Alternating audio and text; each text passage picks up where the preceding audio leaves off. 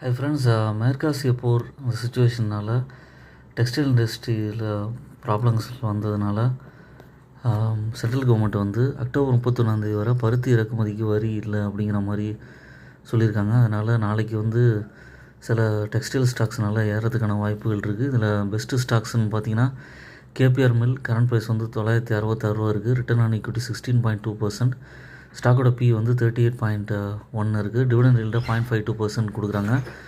Profit க்ரோத்லாம் கன்சிஸ்டண்ட்டாக நல்லா இருக்குது. இவங்க மெயினாக வந்து யான், fabric, readymade garments, wind power இந்த பிஸ்னஸில் இருக்காங்க. இவங்களுக்கு நல்ல சேல்ஸ் இருக்குது.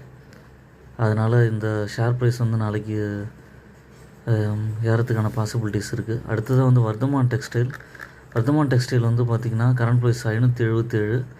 யான், ஃபேப்ரிக், கார்மெண்ட்ஸ் பிஸ்னஸில் லீடிங்கில் இருக்காங்க. 75 கண்ட்ரிஸ் அக்ராஸ் குளோப் இருக்காங்க. Return on equity 7.30%. ஸ்டாக்கோட பி 22.4 இருக்குது. டிவிடெண்ட் ஈல்டாக 0.87% இருக்குது. ப்ளஸ் பாயிண்ட் வந்து ஹெல்த்தி டிவிடெண்ட் பே அவுட் 17.7% கொடுத்துருக்காங்க. சேல்ஸ் க்ரோத் வந்து கொஞ்சம் புவராக இருந்தது, பட் வந்து ஆனால் அதை இம்ப்ரூவ் பண்ணிக்கிட்டு இருக்காங்க. இதுக்கப்புறம் வந்து பார்த்திங்கன்னா அடுத்த ஸ்டாக் வந்து வெல்ஸ்பான் காப்போட கம்பெனி தான் வந்து வெல்ஸ்பான்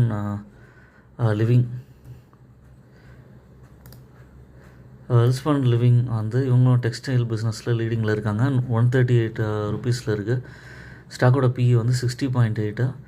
ரிட்டர்ன் ஆன் ஈக்விட்டி வந்து 4.47%. டிவிடெண்ட் ஈல்டாக 1.23% கொடுக்குறாங்க. மார்க்கெட் கேபிட்டல் வந்து 13,000 கோடி இருக்குது. அந்த ஷேர் ப்ரைஸும் பார்த்திங்கன்னா ஸ்விங் ட்ரேடிங் ஏற்ற ஸ்டாக்கு. சேல்ஸ் க்ரோத்தெல்லாம் இம்ப்ரூவ் பண்ணிகிட்டு இருக்காங்க. இந்த ஷேரும் வந்து நல்ல கவனம் பெறத்துக்கான வாய்ப்புகள் இருக்குது. இந்த 3 ஸ்டாக்குமே வந்து நல்ல ஸ்டாக்ஸாக ஓன் அனாலிசிஸ் பண்ணிவிட்டு கன்சிடர் பண்ணுங்கள். என்னோடய சேனலை சப்ஸ்கிரைப் பண்ணுங்கள், லைக் பண்ணுங்கள், எல்லா வீடியோஸும் பாருங்கள்.